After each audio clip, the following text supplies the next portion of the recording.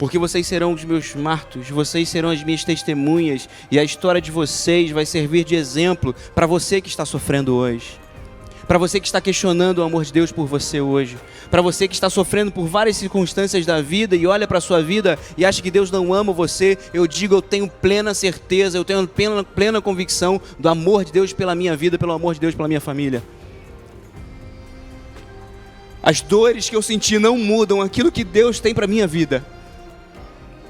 Nenhuma circunstância, nenhuma aflição vai derrotar o autor da minha fé, que já venceu esse mundo, que já venceu a morte. E eu sei que você pode ser uma testemunha de Jesus onde você quiser, onde você estiver, porque Ele estará contigo até a consumação dos séculos.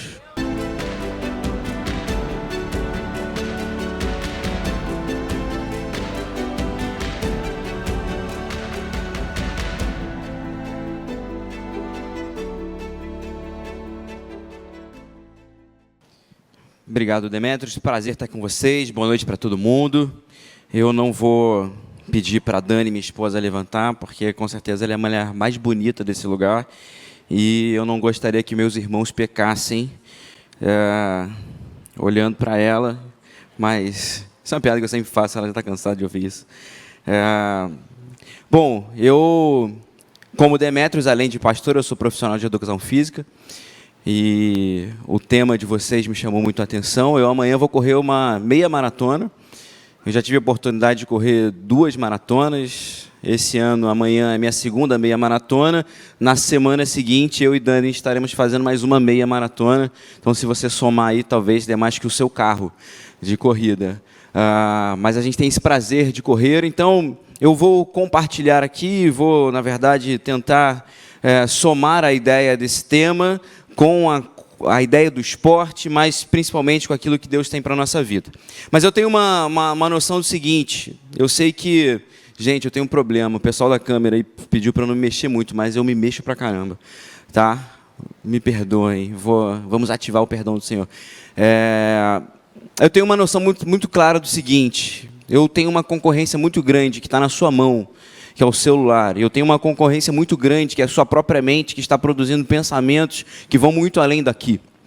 Nós hoje temos a compreensão que uma criança de 10 anos de idade já tem mais informações do que o imperador romano do tempo de Jesus. Você está processando essa quantidade de informações na sua cabeça enquanto eu falo para você, e é bem possível que o seu pensamento em algum momento vá para longe daqui, mas eu queria te convidar muito para estar aqui, e eu pensei no seguinte, eu vou começar de uma forma muito sincera, para chamar a sua atenção e para te convencer que você pode e precisa me ouvir, na verdade, pode e precisa ouvir algo de Deus para a sua vida nessa noite, eu queria usar de uma sinceridade. A primeira coisa que eu queria dizer para você é que o que está em jogo aqui não é a dependência, não é eu reafirmar que nós podemos confiar em um Deus que nos ama e que é poderoso para fazer infinitamente mais daquilo que pedimos ou pensamos. Tim Keller diz que o Evangelho não são os resultados do Evangelho. E o que ele quer dizer com isso? Que o Evangelho não depende daquilo que eu faço com o Evangelho. O Evangelho é o poder de Deus, a palavra de Deus permanece para sempre, Deus não muda, apesar da minha forma de viver o Evangelho mudar. O que está em jogo sobre a sua vida nessa noite não é se Deus ama você.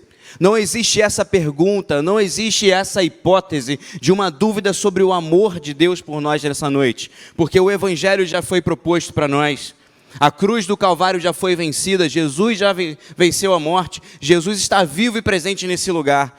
A grande pergunta é se nós queremos segui-lo. O Evangelho não são os resultados do Evangelho, o Evangelho é a certeza e é o poder de Deus nessa noite para a sua vida.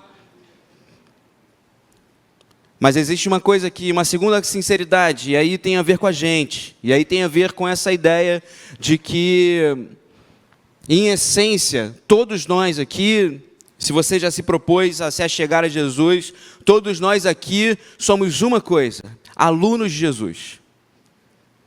O Evangelho não é para aqueles que se acham prontos. Inclusive, se você se acha pronto, e o tempo inteiro no Evangelho, na vida de Jesus, nós vemos Jesus comparando os fariseus que se achavam prontos, os fariseus que se comparavam com os publicanos e falavam, graças a Deus eu não sou como um publicano. E Jesus disse, não é para esses que eu vim, não são esses que me recebem, não são esses que conseguem entender a mensagem, mas eu vim para as crianças.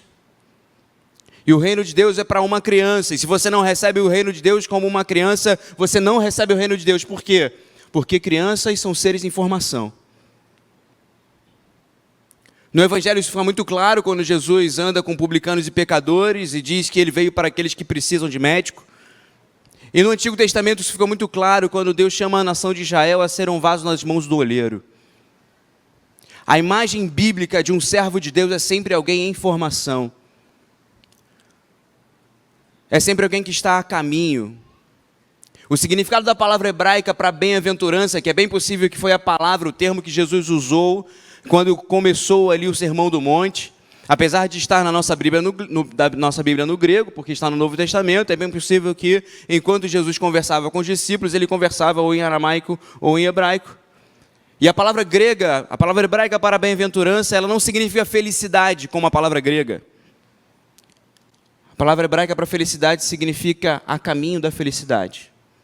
Mais ou menos o seguinte, eu sei que as coisas não estão tão bem. Eu sei que o mundo traz um monte de informações difíceis e a vida é difícil pra caramba. Mas eu sei que esse caminho que eu estou seguindo é muito bom. Eu sei que a gente passa por tormentas, dificuldades. Eu sei que a gente está passível de passar por todas as dores que todas as pessoas passam. E essa é uma grande verdade. Se alguém te prometeu que você ia ser crente e tudo ia mudar e você ia viver num mar de rosas e a vida se tornaria um morango, mentiram para você. E é por isso que eu preciso estar muito decidido a ser um discípulo de Jesus e ter muita certeza e uma compreensão muito clara de que esse é o caminho que me leva à felicidade. Esse é um caminho que, apesar de eu ver o mundo me amassando e as aflições do mundo naturalmente chegando, eu sei que esse caminho tem um contentamento e eu sei que esse caminho ele tem uma satisfação que é diferente. E é por isso que Paulo pode dizer à igreja de Filipos, eu posso todas as coisas naquele que me fortalece. Eu sei que é estar abastado, eu sei que é passar fome, eu sei o que é estar vestido, eu sei o que é estar nu, eu posso enfrentar qualquer situação naquele que me fortalece. E diante disso eu tenho uma terceira sinceridade, uma terceira proposta para você. A nossa geração precisa parar de terceirizar, precisa parar de culpabilizar. E precisa parar de enxergar esperança apenas em terceiros. Às vezes você não sabe nem quem você é, mas você tem um espectro político. Por quê? Porque é muito mais fácil torcer para um político, porque é isso que a gente faz aqui, a gente torce, né? Porque a gente nem conhece muito de política. A gente torce para uma figura, para um fantoche. E a gente fala, esse cara vai mudar a minha nação, esse cara vai fazer algo relevante, esse cara defende as bandeiras relevantes. Você não sabe nem qual é a sua identidade ainda, você ainda não tomou posturas na vida como homem, como mulher. Você ainda não assumiu nem a sua fé direito, você não consegue afirmar coisas sobre Jesus, você não consegue citar meia dúzia de versículos e você quer esperar e ter expectativas num político. Porque é muito mais fácil a gente culpabilizar um político, a gente colocar a nossa expectativa em um espectro político do que realmente assumir, olha, o que eu quero da minha vida é isso. E aqui eu cito uma frase de Lutero e uma frase de Madre Teresa de Calcutá. Lutero dizia, você quer fazer algo grande na vida? Solucione um grande problema. A minha geração, e eu falo de mim, não falo de mim, mas falo da minha geração, falo como pertencente a ela, é uma geração que não quer ter filhos, mas quer que a sociedade mude. Não quer ter filhos porque não quer ter o trabalho de criar alguém e formar um bom cidadão. Não quer deixar as suas viagens, não quer deixar os seus iPhones, não quer deixar as suas compras para dividir o orçamento, para ter mais uma boca em casa, porque prefere cumprir primeiro os seus sonhos, mas vota muito consciente, mas expõe muito consciente nas redes sociais. Você quer ser grande? O voto é muito importante, não estou falando contra voto, mas eu estou dizendo que isso está se tornando algo tão relevante para nós, que a gente esquece que o papel de mudar a sociedade ao qual eu sou inserido é meu. O papel de mudar a minha casa, o papel de trazer paz para a minha casa, o papel de ser um bom cidadão na minha faculdade, na minha escola, é meu. Não vai ser um político que vai mudar minha escola, não vai ser um político que vai mudar minha casa, não vai ser um político que vai mudar minha igreja. É a minha postura como servo de Deus e como cidadão. E cito última frase de Madre Teresa de Calcutá. Você quer fazer algo grande? Vá para sua casa e cuide do seu filho. Para quem não tem filho, vá para sua casa e cuide dos seus pais. Vá para sua casa e cuide do seu cônjuge. Vá para o seu relacionamento, para o seu namoro, respeite seu namorado, respeite sua namorada, respeite a família da sua namorada. Eu quero começar com essa conclusão. Eu vou expor o texto bíblico agora. Mas eu queria muito que você entendesse que Deus está aqui. E Deus está no seu coração para fazer com que você tenha todo o potencial de viver nessa sociedade, tomando decisões coerentes com a sua fé, expressando a sua personalidade, os sonhos que Ele tem para você. Não para você ver essa vida passando, terceirizando a sua vida para outros, a expectativa de mudança da sua vida para outros. Não culpabilizando as pessoas pelos traumas que você tem. Boa parte dos meus melhores amigos, Serginho, desculpa te chamar de Serginho, pastor Sérgio, mas é Serginho para mim. Pessoas que pastor Sérgio pastoreou, amigos meus de infância, não estão mais na igreja. Decepcionados com a igreja. Porque acharam que a igreja era um morango. Nós terceirizamos as nossas frustrações de fé e culpamos a igreja, a instituição, da nossa falta de postura e da nossa falta de fidelidade ao Senhor.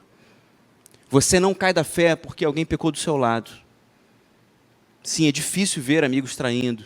É difícil ver injustiças acontecendo. Mas é bem verdade que a nossa fé é frágil porque a nossa decisão é frágil. E eu acredito muito que Deus tenha me chamado para estar aqui hoje, para te chamar para depender dEle.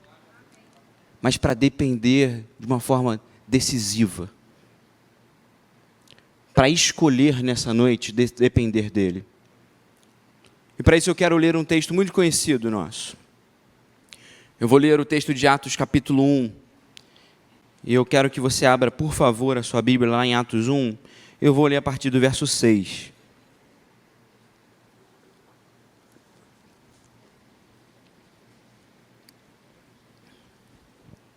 Eu vou enfatizar o verso 8, mas eu quero ler esse contexto para que a gente parta do mesmo ponto.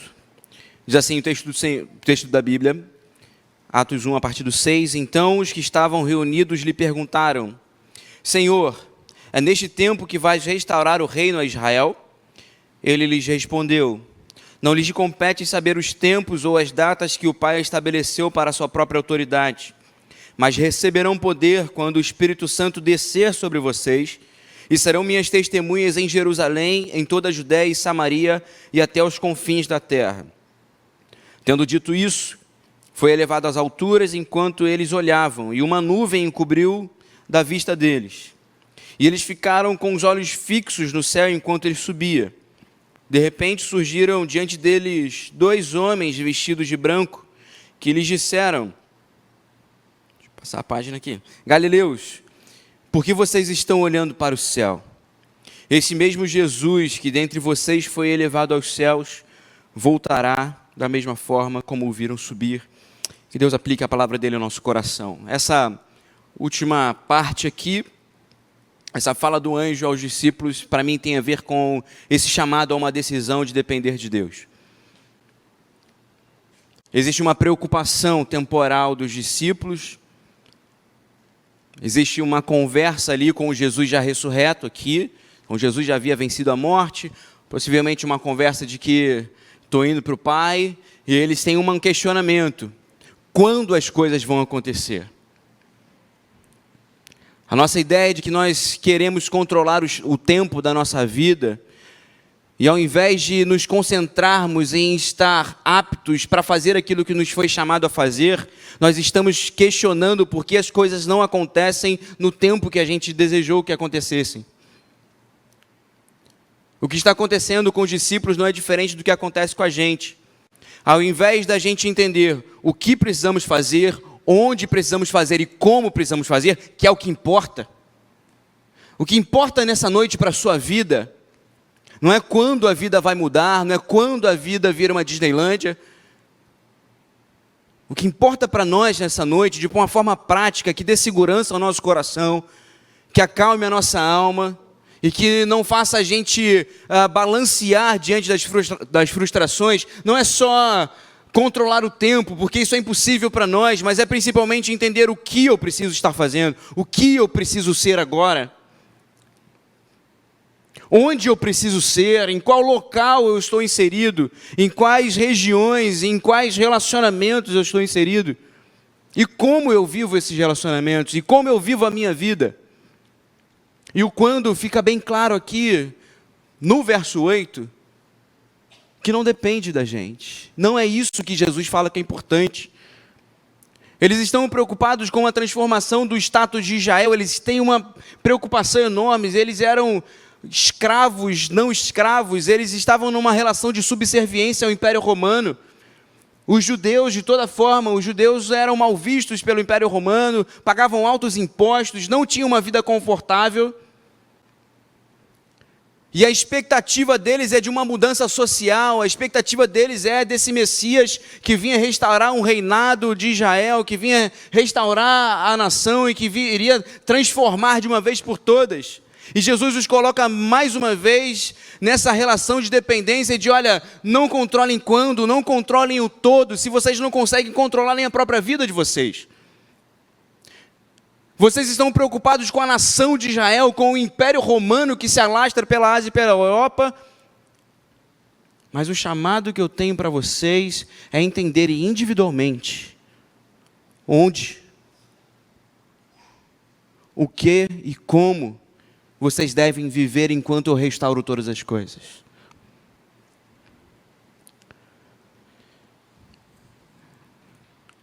Amanhã vou correr 21 quilômetros. Eu não sei se você já teve o sonho de correr. Alguém aqui quer começar a correr? Já teve esse sonho? Quero começar a correr? Ninguém? Todo mundo sedentário? Meu Deus do céu. Isso. Tem pessoas aceitando a corrida em nome de Jesus. Brincadeira. Alguém quer aceitar a corrida na sua vida? Isso aí. Você que quer deixar de ser sedentário. Queria te dar uma primeira dica. Saiba onde você vai, saiba qual distância você quer percorrer. Você vê, poxa, alguém vai correr 21 quilômetros, eu vou correr 21 quilômetros. Não, você vai correr 1 quilômetro. Você está perto da sua praça, da sua casa, da quadra do seu clube, você vai dar uma volta na quadra correndo, dar 2 caminhando, e assim você vai percorrendo devagar uma distância até você chegar a treinar para estar apto para 21 quilômetros. Mas é muito interessante o que o Jesus fala para esses discípulos. Eles estão preocupados com o Império Romano, eles estão preocupados com uma restauração de Israel, e aí Jesus diz, eu vou começar de trás para frente, no verso 8. Jesus primeiro diz onde eles iriam. Ele diz que eles iriam na Judéia, e eles já estavam muito acostumados com a Judéia. Durante o ministério de Jesus, os 3 anos de Jesus, praticamente eles percorreram somente a região da Judéia e Galileia. Eles não foram muito longe, inclusive em uma das vezes que Jesus envia ali aqueles 70, ele diz, olha, vocês não entrem nem no território dos samaritanos. Então, até a Judéia era comum. Até a Judéia era o esperado, mas Jesus adiciona algo, olha, e agora vocês vão até a Samaria também. E para finalizar e para expandir de todas as vezes, de todas as formas, Jesus, vocês vão até o escatom. Vocês vão até os extremos da terra. Vocês vão ser espalhados por todo mundo. Vocês vão percorrer lugares que vocês nunca imaginaram. E esse pequeno grupo aqui de 120 pessoas, de poucas pessoas que estão reunidas em meu nome aqui, ansiando e aguardando a descida do Espírito Santo, irá ser espalhada e coisas que vocês nunca imaginaram irão acontecer na vida de vocês. Porque existe uma primeira coisa que eu quero lembrar para você que quer depender de Deus. Os sonhos que Deus tem para a sua vida não cabem no seu pensamento. As histórias que Deus tem para a sua vida não cabem na sua concepção de vida. As pessoas têm tentado convencer a gente que nós somos aquilo que sentimos. Isso inclui todo tipo de coisa, inclusive a definição da nossa sexualidade. E eu quero afirmar com muita tranquilidade que você não é o que você sente, porque o que você sente é volátil, é passageiro, é transformado, você amadurece e sente outras coisas, tem outras percepções. Assim como posso dizer com muita tranquilidade, se você não é aquilo que você sente em relação à sexualidade, você não é aquilo que você sente em relação à sua igreja, em relação a Deus, em relação à sua família, porque às vezes você não se sente pertencente, você se sente estranho, você se sente diferente, e é normal que isso aconteça ao longo da vida. A gente passa por transformações, as circunstâncias, os ambientes que a gente convive, eles mudam naturalmente, e os nossos sentimentos em relação a isso mudam. E se eu for definido por aquilo que eu sinto, eu vou ser uma metamorfose ambulante. Eu não quero seguir Cazuza. Eu não quero que meus heróis morram de overdose. E os meus heróis não podem ter morrido de overdose. Eu quero ter um herói que morreu na cruz e sabia quem era. E que venceu a morte. E eu posso segui-lo hoje vivo ao meu lado.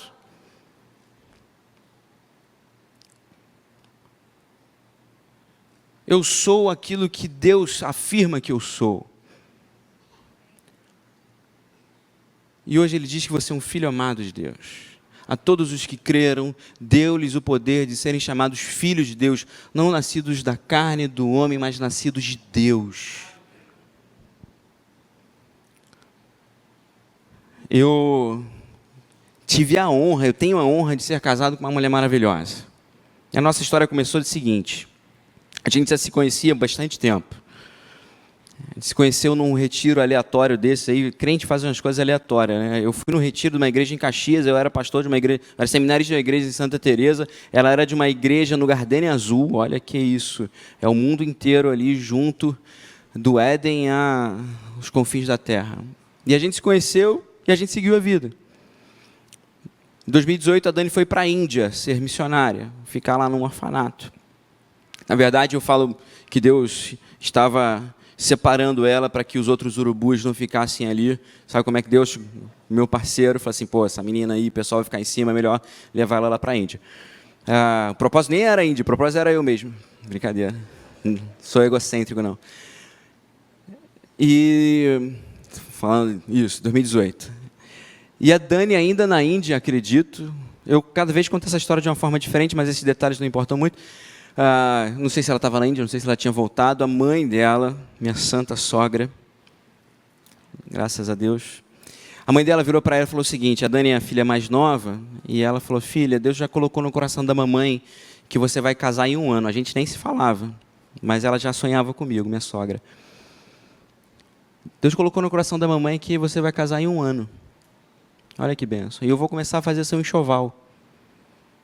Mas a mamãe não tem muito dinheiro, então a mamãe vai fazer pano de prato para você. Se você for casar e quiser um pano de prato, você pode passar na minha casa. Eu tenho mais de 80 panos de prato. Eu tenho pinguim, eu tenho elefante. Falam, tem patinho isso? De segunda a sexta então, meu amigo, é o calendário inteiro. É isso. E aí, em 2018 acontece a greve dos caminhoneiros. Quem sustentava a Dani na Índia não conseguiu sustentar, e o pai dela trouxe ela de volta para a glória de Deus e para a minha também. E eis que eu, como um bom pastor, vi no Instagram que ela voltou. Varões, se vocês não fizerem nada, nada acontece. Eu, como bom pastor, mandei uma mensagem para ela: oi, missionária. Eu queria os relatos do campo, missionário. E chamei ela para ela relatar aquilo que havia. Vocês estão rindo, gente? Que isso? E eis que a gente teve um encontro para ela fazer os relatos do campo missionário. Enquanto ela relatava o campo... Enfim, a gente estava batendo papo mesmo. E aí eu falei para ela, né, na verdade a gente conversou, e eu sei que 3 meses depois eu pedi ela em casamento. Porque também é isso aí, você que namora há 4, 5 anos, meu amigo, se tu não se ajeitar, se ele está te enrolando há 4, 5 anos, manda se ajeitar. Se não se ajeitar rápido, manda viajar para a Índia, sem passagem de volta. Vai ter um encontro com Deus lá na Índia. Me perdi já, viu? Estou me sentindo muita vontade, Demetrio, desculpa. 3 meses eu pedi ela em casamento. Gente, a gente começou a namorar no dia 25 de agosto. Quando a gente foi ver a casa de festa lá, você sabe que mulher no sonho é pequena, né? Esses negócios de sonho de Deus não cabem na nossa cabeça, os sonhos das mulheres não cabem na nossa. Amém. Por isso. E aí a gente foi numa casa de festa, e quando falaram orçamento, a gente não gostou muito não, mas na semana mandaram uma mensagem para ela, falando, olha, em tais datas vai ter uma super promoção, era uma promoção assim absurda mesmo. E a gente nem contabilizava, a gente casou exatamente no dia 25 de agosto. Nunca ia imaginar que um sonho de Deus pudesse se concretizar de forma tão perfeita, direcionada, tão calma, tão concreta e cristalina. Às vezes você está aí angustiado quando as coisas vão acontecer. Eu brinquei aqui com o lance do tempo de casamento e eu postei agora dia 15, foi dia do solteiro, antes só do que mal acompanhado. Vai devagar, você não precisa sair casando, não. A gente, às vezes, na igreja pressiona o pessoal para casar, depois lamenta que a gente faz o divórcio. Mas eu queria lembrar a você que você pode depender de Deus, porque o quando está nas mãos dEle. E se você hoje decidir depender dEle, e você estiver preparado para receber aquilo que é dEle para a sua vida, Ele vai colocar onde Ele quiser. Seja aqui no Rio de Janeiro, seja em qualquer outro lugar, na Índia, no Gardenia Azul, na Freguesia, na Barão da Taquara, na Vila da Penha, onde quer que você esteja, você vai viver a presença de Deus, vai viver coisas muito maiores do que você poderia imaginar. Mas Jesus fala uma segunda coisa. Nessa história de dependência não importa somente onde, e onde não pode ficar só circunscrito, não pode ficar só limitado para aquilo que eu consigo enxergar. A Dani estava lá na Índia, não sonhava comigo, não pensava em mim, e um ano depois a gente estava no altar, e graças a Deus nós estamos bem juntos hoje, muito felizes. Mas Jesus diz como? Jesus diz o quê? O que eu faço nesse lugar? O que eu faço enquanto dependo de Jesus? E Ele diz, vocês serão as minhas testemunhas, vocês serão os meus martos. Essa é a palavra grega aqui. A mesma palavra grega que é a mesma raiz da palavra mártir. O mártir, ou mártire, aqueles apóstolos que morreram, todos esses apóstolos que morreram pela fé em Jesus Cristo, e tantos outros que são citados lá em Hebreus capítulo 11, é aquele que testemunhou a ponto de dar a sua vida, de entregar a sua vida à morte, a ponto de ser morto. O seu testemunho gerou uma morte física pela violência, seja do Império Romano ou da religião. Esse testemunho tem a ver com essa disponibilidade de estar firme diante das circunstâncias que me acontecerão. Porque eu contei uma história bonita para vocês. É bom receber uma profecia, receber uma palavra de Deus e vivenciar essa palavra de Deus, mas como eu estou dizendo desde o início, nós não estamos prometendo um morango para a sua vida. Nós não estamos moranguizando a sua vida. A ideia é sinceridade, a ideia é a crua realidade de que a vida é difícil, mas nós temos um Deus que é plenamente poderoso para cuidar de nós, mesmo em meio às situações mais difíceis. Nós casamos, eu digo, nós vamos fazer sexta-feira que vem 4 anos de casado. Primeiro ano pandemia, segundo ano pandemia, terceiro ano. No ano passado, nós passamos por 2 abortos. Não sei se alguém já teve essa história na família e sabe o que é entrar numa sala de ultrassonografia e não ouvir mais o coração do bebezinho que você esperava que fosse seu filho.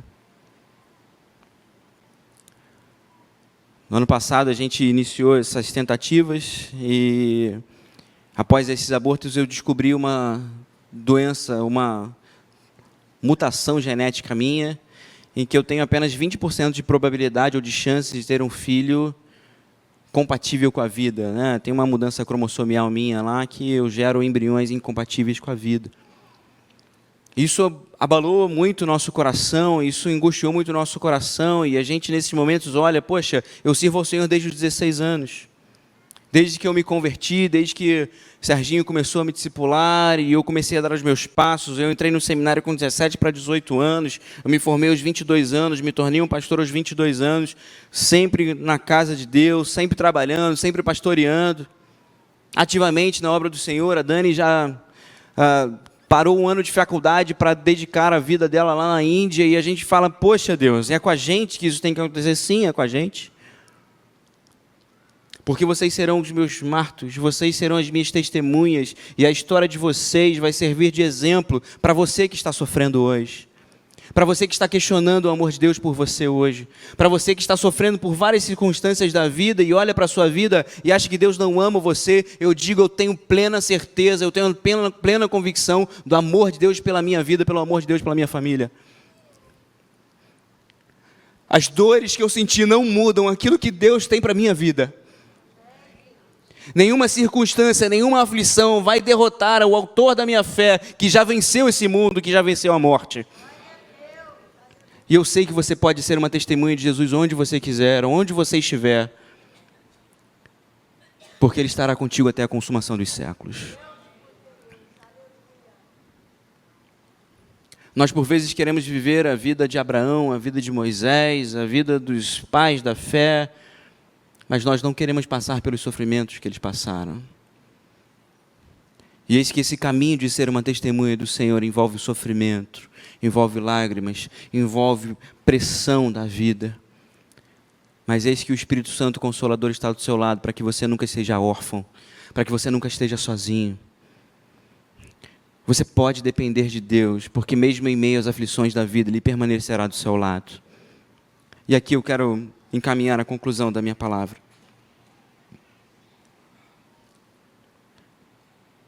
A igreja do Senhor desse tempo só conseguiu percorrer esse onde, só conseguiu sair da Judéia para Samaria até os extremos da terra pelos sofrimentos.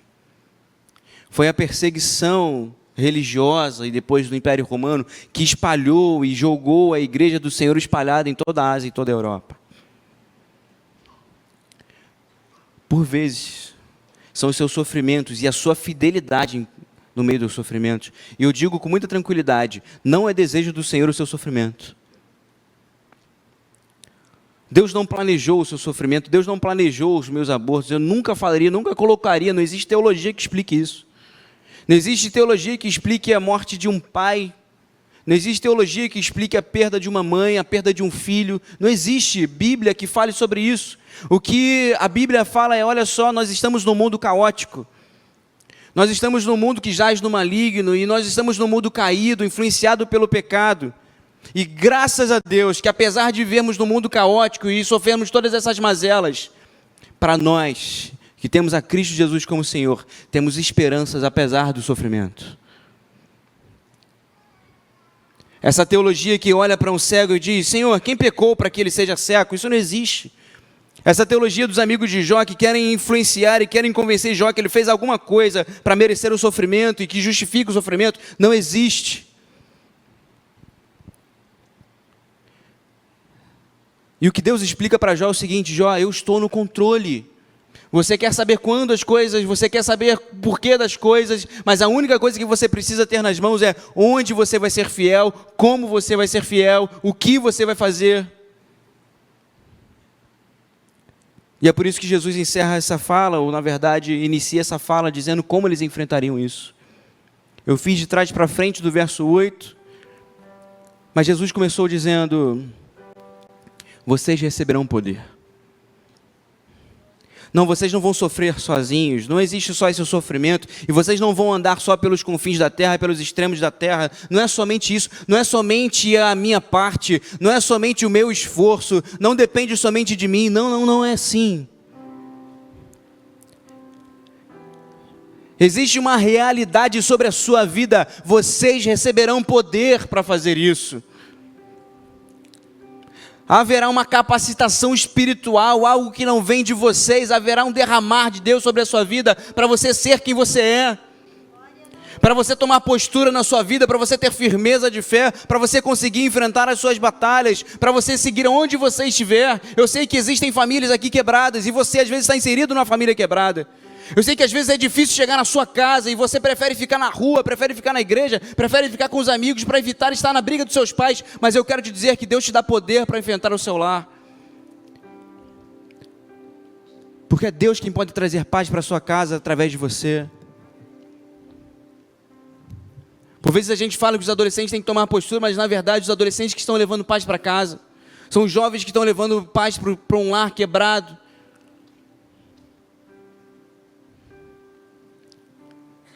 Eu não sei onde Deus te colocou,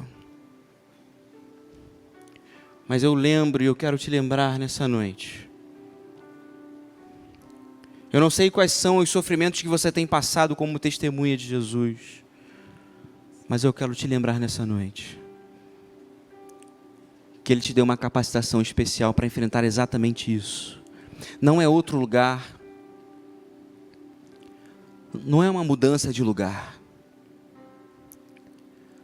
não é uma mudança de estação, não são grandes movimentos. Às vezes é a simplicidade da sua fidelidade dia após dia, a simplicidade do seu amor, a simplicidade do seu perdão, a simplicidade da sua fala, a simplicidade dos seus gestos, é que podem realmente transformar o mundo ao seu redor. Não é a mudança política. O Brasil já foi governado por vários espectros de direita ou de esquerda, muito mais de esquerda do que de direita. Propostas de governo, planos de governo. Mas a essência da sociedade não muda porque nós, enquanto sociedade, não decidimos mudar. Talvez você queira mudar de igreja, mudar de líder, Você vai lá e você vai fazer parte do problema. Porque na igreja, todos somos parte do problema, mas todos somos parte da solução. Ao invés de nessa noite encarar a sua vida culpando os seus pais, culpando a sua igreja, culpando a sua escola, Deus está dizendo o seguinte para você: você está onde você devia estar. Você precisa assumir um compromisso de ser a minha testemunha, porque eu estou contigo capacitando para que você viva onde você está. A decisão hoje, consciente, coerente diante da sua fé é essa. Eu entendo o que eu preciso fazer. Eu entendo onde eu estou. E eu entendo que eu dependo de Deus para isso. Paulo diz lá em 1 Coríntios capítulo 9, olha, os corredores se esforçam, treinam o seu corpo para uma coroa perecível.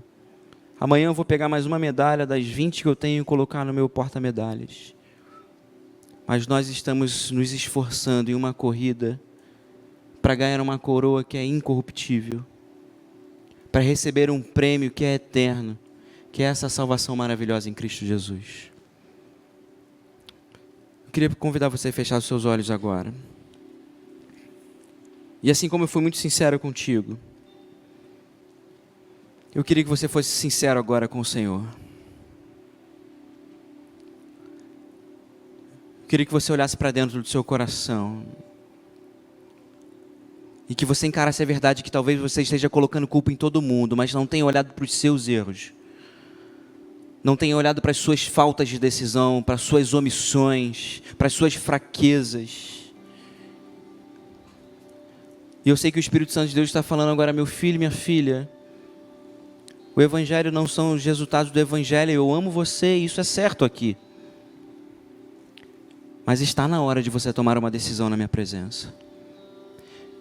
Está na hora de você realmente decidir ser a minha testemunha. Está na hora de você decidir ser meu aluno. Não que você precise estar pronto agora, mas que você quer se disponibilizar para aprender de mim. Aprendam de mim, pois o meu jugo é suave e o meu fardo é leve. Porque eis que estou convosco até a consumação dos séculos. Nós vamos cantar uma canção agora. E se você nessa noite quer tomar essa decisão, se você nessa noite quer falar assim: Senhor, eu quero depender de você, está na hora de eu tomar uma decisão, está na hora de você fazer coisas diferentes. Está na hora de você tomar postura diferente. E uma das coisas diferentes que eu quero que você faça é vir aqui à frente, se colocar de joelho para que a gente possa orar juntos. Eu não vou me impressionar e fique muito à vontade, eu não estou preocupado com quantidade. Eu estou convidando você, crendo que o Espírito Santo de Deus está tocando o seu coração para realmente fazer algo diferente nessa noite. Para não mais se omitir, não, eu vou ficar aqui no meu banco e eu vou me acertar depois, eu vou ficar aqui no meu banco porque Deus sabe o meu coração. Não, é postura, é decisão, é exposição, é firmeza de palavra. Então enquanto cantamos, se Deus tocou o seu coração, sai do seu lugar, se coloque de joelhos aqui à frente que nós vamos orar juntos depois.